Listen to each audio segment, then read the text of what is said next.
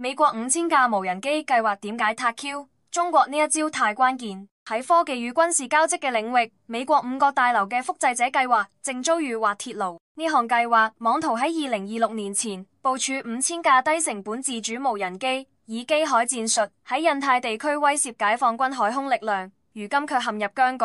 中國作為全球最大嘅無人機生產同出口國，掌控住近90%嘅商用無人機市場。超70%嘅小型發動機、電池模組等關鍵部件產能，亦都由中國企業主導。長期以嚟，美國企業依賴從中國採購零部件、貼標壓低成本，導致其無人機產業深度依賴中國。美國一邊以國家安全為由禁購中國無人機，一邊又因高性價比同出色性能，通過租賃等方式違規使用大疆無人機。面對美國嘅貿易霸凌，中國推出無人機出口管制清單，精準打擊複製者計劃。